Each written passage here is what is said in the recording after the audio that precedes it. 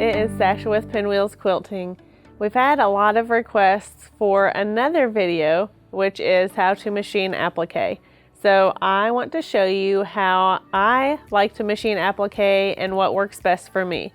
So the first thing is I have my design that I've already gone ahead and cut out the pieces. They're all fused. So now it is time to machine applique. So the first step is just have whatever you're trying to machine applique, have it ready to go. So this is ready to go. And that kind of goes without saying. The second thing I like to do is choose what kind of thread I want to use.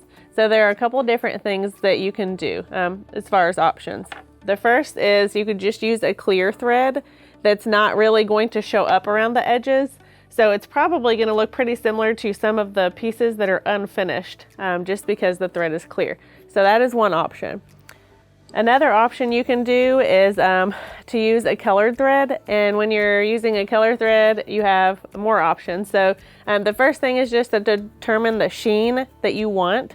So I like to use isocord thread whenever I'm doing machine applique, just because it has a nice sheen to it. Because of the polyester blend in the thread. You could certainly use a cotton thread. You wouldn't really have a sheen, but my personal preference is to kind of pick a color of thread that coincides with just different components of the design. So for example, this darker thread, it's gonna kind of mesh well with this shape. This lighter green thread is going to kind of mesh well with that shape. And then I have this reddish color thread, which I'm going to use to applique around these designs and show you. The third option that you could do concerning thread is you could just choose one color and do the entire design in one uniform color of thread. So for example, this is a Christmas tree. If I wanted to do like a really dark hunter green and just use that thread throughout the entire design, it's going to kind of give an outline on each of these pieces in that darker green. So you could do any color that you wanted with any design, but really that's the main thing to decide. Do you want your thread to show? B, if you do want the thread to show, do you want it to be shiny? Do you want it to be dull? And then C, do you want to use one uniform color throughout the whole design? Or do you want to pick different colors for different pieces? So that's the main thing concerning thread. So like I said, I prefer the isocord thread and I like to match it to each piece that I'm going to be doing. So that's what I'm going to show you today. Then the next thing I like to do to prepare is use a D foot. So I'm using foot 20D. I like this foot because I can see kind of when the needle's going back and forth with the zigzag, which I'll show you how to set that up in a minute. But I can see where the needle is going to be and kind of anticipate how to move the fabric. With the D foot, you can also use the dual feed, which I'll just show you where that's at. So it comes down and clamps into place with your foot and it helps your fabric evenly feed. So I'm going to use a D foot so that I can use it in conjunction with the Bernina exclusive dual feed. Then the third thing I want to do just to get ready, I have a piece of little scrap that's stabilized and I'm going to use that whenever we are getting set up and practicing the exact width and length of the stitch that I'm going to be using.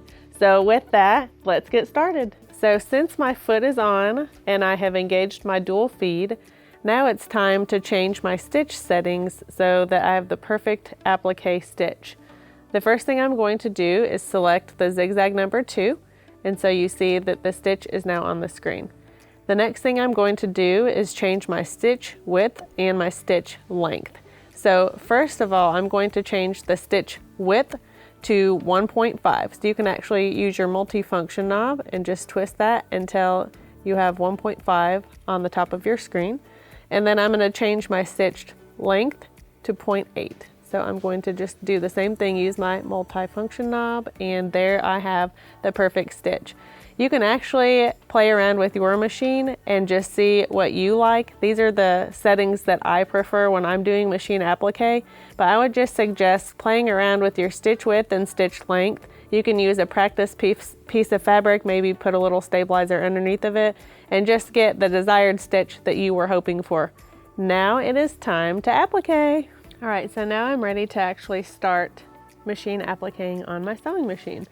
So what I'm going to do first is determine the piece that I'm going to start sewing on, which is going to be this one.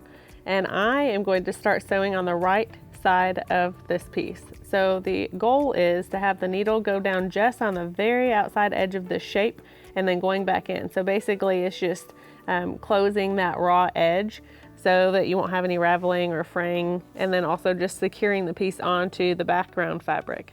So what I'm going to do first is I'm just going to kind of eyeball where my needle is going to be coming down on my shape. So I want it to come down just on the right hand side. So I'm going to just tap my foot, and that's perfect. So that's exactly where you want your piece,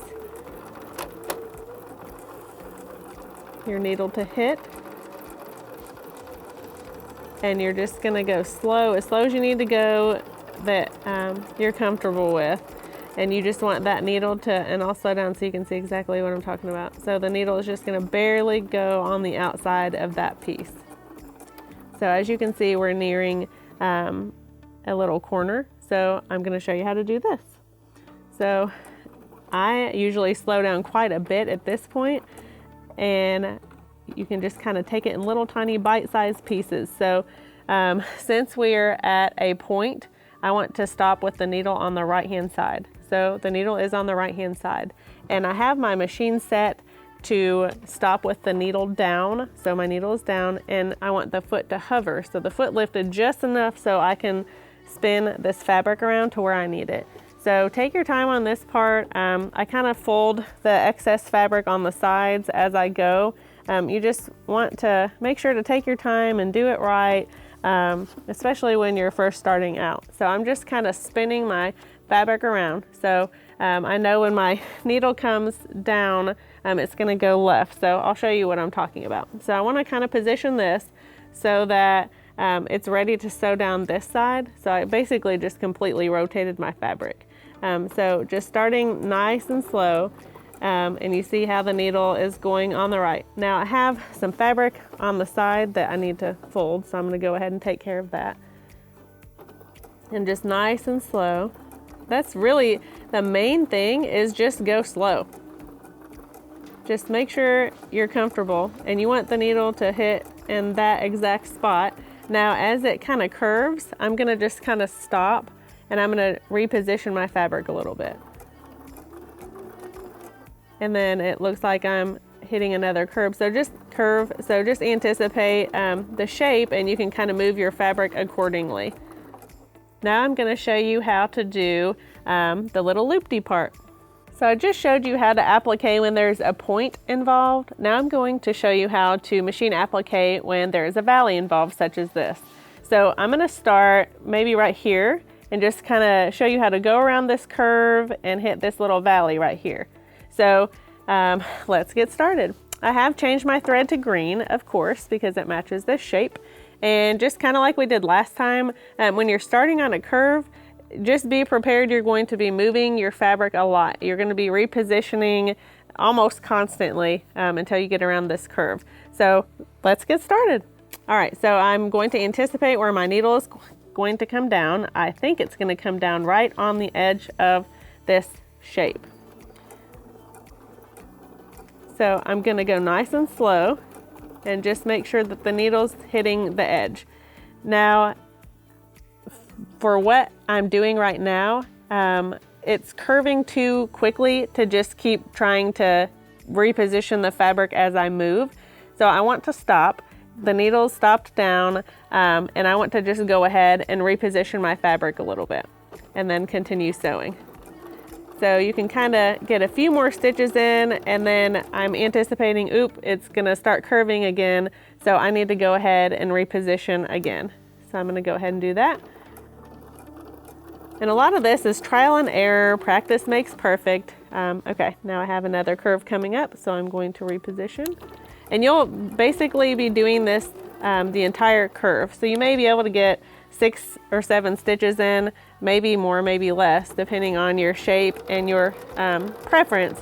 But you want to just continue, you're just gonna be continually repositioning until you get around this curve. So again, needle coming down just on the outside of my fabric.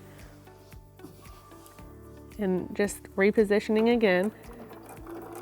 If your needle stops too far in or too far out once or twice, it doesn't matter. It's not the end of the world. Just try to go as slow as you need to go, just to be as accurate as you can.